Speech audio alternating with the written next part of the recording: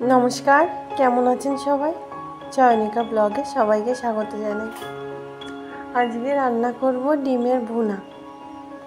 ডিম ভুনাটা খেতে বাড়িতে ছেলে মেয়ে দুটোই খুবই পছন্দ করে। তো আজকে অনেকগুলো ডিম নিয়েছি। ডিমগুলো সুন্দর করে সেদ্ধ করে নিয়েছি, কড়াইতে তেল দিয়েও দিয়েছি। তেলটা গরম হয়ে গেছে, এইবার সেদ্ধ করা ডিমগুলো ভেজে নেব। সব ডিমগুলোই গোটা গোটা আছে, একটা একটুখানি কুসুমটা বেরিয়েছে সামান্য একটু জায়গায়, বাকিগুলো সব গোটা গোটা রয়েছে। সেদ্ধ করার সময় একটু নুন দিয়ে দিয়েছি, একটু নুন বা ভিনিগার, এই দুটো দিলে ডিমগুলো কিন্তু একদমই নষ্ট হয় না, ফাটেও না, আর একটু কুসুম বেরিয়ে যায় না।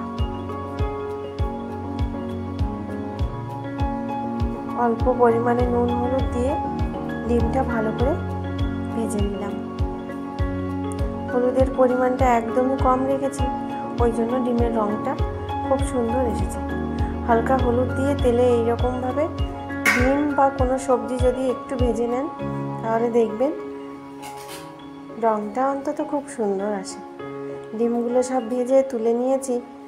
কড়াইতে যে তেলটুকু ছিল ওই তেলটুকুই রয়েছে, ওর মধ্যে দুটো শুকনো লঙ্কা ফোড়নে আমি দিলাম।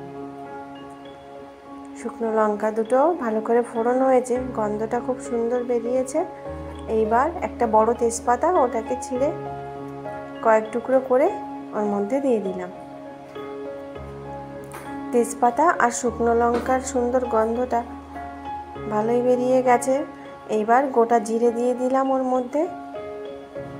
আর এদিকে আমি শিলনোড়াতে পেঁয়াজ, আদা, রসুন, কাশ্মীরি লঙ্কা, জিরে, ধনে একসঙ্গে বেটেছি।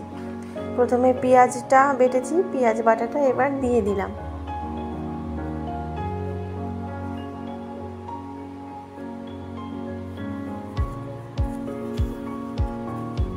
পেঁয়াজ বাটাটা একটু ভালো করে কষিয়ে নেব, তারপর আদা রসুন বাটাটা দেব। এই যে আদা রসুনটা একসঙ্গেই বাটা হয়ে যায়, ওটা আর আলাদা করে বাটি না।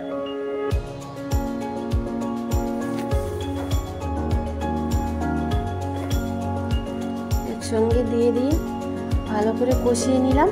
আর এই যে কাশ্মীরি লঙ্কা, জিরে আর গোটা ধনে একসঙ্গে বেটে নিয়েছি।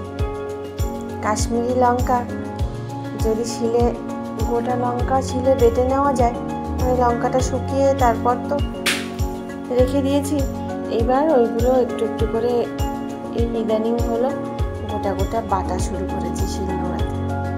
খুব সুন্দর রঙটা দেখছি এসছে। আগেও একদিন রান্না করেছি, খুব ভালো রঙ এসেছে।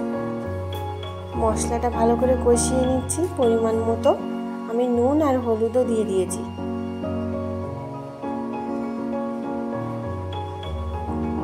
গ্যাসের আঁচটা কমিয়ে খানিকক্ষণ ধরে মশলাটা ভালো করে কষিয়ে নেব।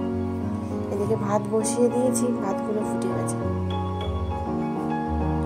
ভেজে রাখা ডিমগুলো এইবার মশলার মধ্যে দিলাম। মশলাটা খানিকক্ষণ কষিয়ে নেওয়া হয়ে গেছে।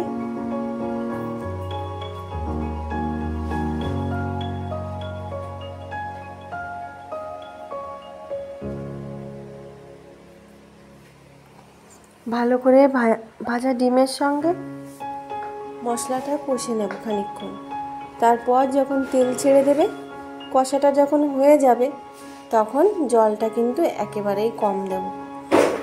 এই যে একদম কম জল দিয়ে দিয়েছি, ডিমগুলো সেইভাবে কিন্তু ডুবেও নি। আর ঝোলটাও খুব সুন্দর করে ফুটতে শুরু করেছে, আস্তে আস্তে ঝোলটা টেনে যাবে। ডিম ভুনাটা এমনভাবে করব যে ঝোল একেবারেই থাকবে না, গামাখা গামাখা ঝোল থাকবে, ওই তেলের ঝোল যেটুকু থাকবে। আস্তে আস্তে ঝোলটা টানাতে টানাতে দেখুন একেবারেই টেনে গেছে। মশলা আর তেলের ঝোল যেটুকু আছে, উপর দিয়ে গরম মশলা গুঁড়ো ছড়িয়ে দিলাম। মাত্র 5 মিনিট মতো ঢাকা দিয়ে রাখবো, তারপর নামিয়ে নেব। এই দেখুন ডিম ভুনাটা আমার রেডি হয়ে গেছে, আর বাটিতে ঢেলেও নিয়েছি। তো আজকে এই অবধি। সবাই অনেক ভালো থাকবেন, সুস্থ থাকবেন। আমার ভিডিওটা ভালো লাগলে লাইক কমেন্ট শেয়ার করবেন। নমস্কার।